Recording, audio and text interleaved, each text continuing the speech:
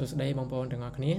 អញ្ចឹងថ្ងៃនេះគឺយើងនឹងមករៀនពីរបៀបប្រើប្រាស់ in on ហើយនឹង at ជាមួយនឹងថ្ងៃខែ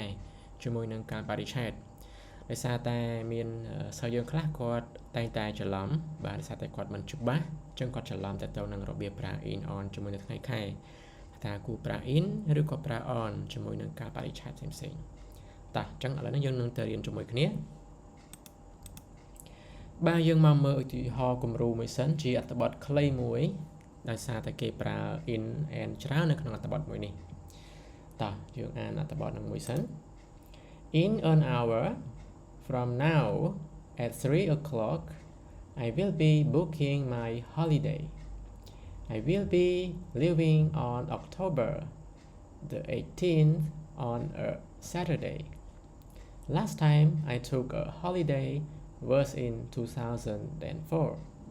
I wanted to go in September this year, but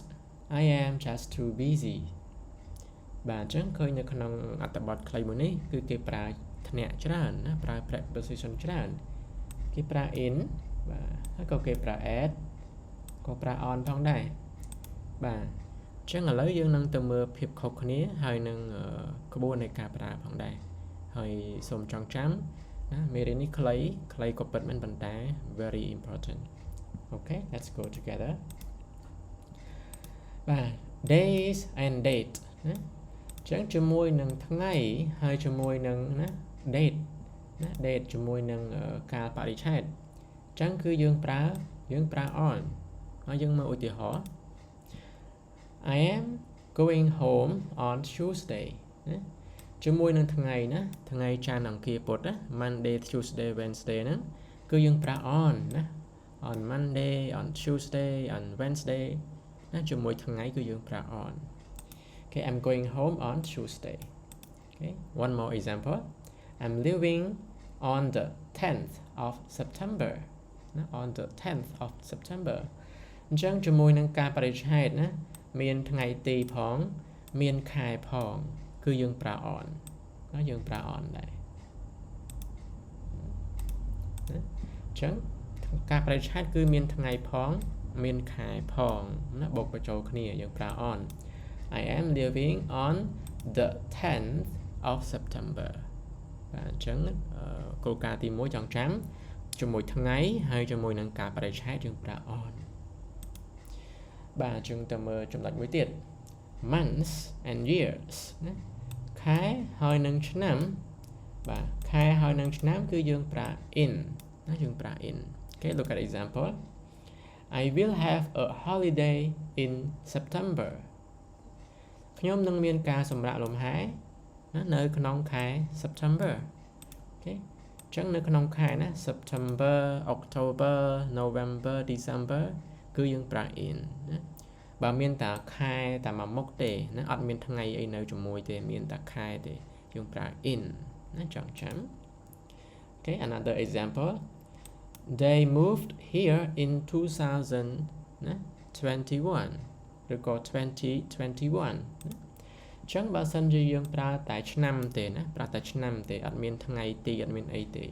គឺយើងប្រើ in ណា in 2021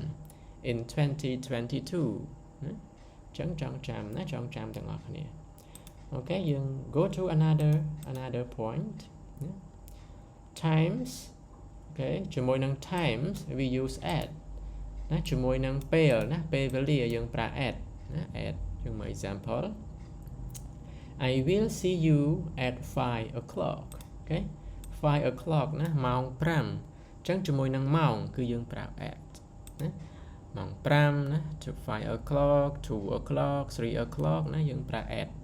I will see you at 2 o'clock ណា I will be there at 5 o'clock ណា Okay let's go to another example ណាឧទាហរណ៍មួយទៀត They will arrive at noon ណា at noon អញ្ចឹង at noon ហ្នឹងគឺពេលថ្ងៃត្រង់ណាថ្ងៃត្រង់ noon They will arrive at noon ណាពេលថ្ងៃត្រង់អញ្ចឹងគឺយើងប្រើ at អញ្ចឹងជាមួយនឹងម៉ោងណាចងចាំពេលថ្ងៃត្រង់ហ្នឹងក៏និយាយអំពីម៉ោងដែរណាពេលថ្ងៃត្រង់ម៉ោងខ្ទង់12ហ្នឹងថ្ងៃត្រង់ណាគឺជាម៉ោងដែរសំដៅទៅលើម៉ោង chẳng chọn chám cho môi nâng màu ná màu pi màu bay màu buôn màu pram cứ dương prào at nó dương prào at. Okay, go to the last point, not the last point. Counting to a date or time we use in. Các đại dương rộp nơiประมาณ ថ្ងៃទៀត យើង ធ្វើ អី ប្រមាណ ថ្ងៃទៀត យើង ធ្វើ អី គឺ យើង ប្រើ in ណា Okay, look at example. We are visiting our hometown in 10 days. ណា in 10 days ណា ពួក យើង នឹង ទៅ លេង ណា hometown ណា ស្រុកកំណើត របស់ យើង in 10 days ណា ក្នុង រយៈ ពេល 10 ថ្ងៃ ទៀត Okay, in 10 days ណា ក្នុង រយៈ ពេល 10 ថ្ងៃ ទៀត ចឹង ការ ដែល យើង ចង់ និយាយ សល់ ប្រមាណ ថ្ងៃ ទៀត យើង ធ្វើ អី នៅ ក្នុង ប្រមាណ ថ្ងៃ ទៀត យើង ធ្វើ អី គឺ យើង ប្រើ in ណា We are visiting our hometown in 10 days. Okay, one more example. I will be at home in 1 hour.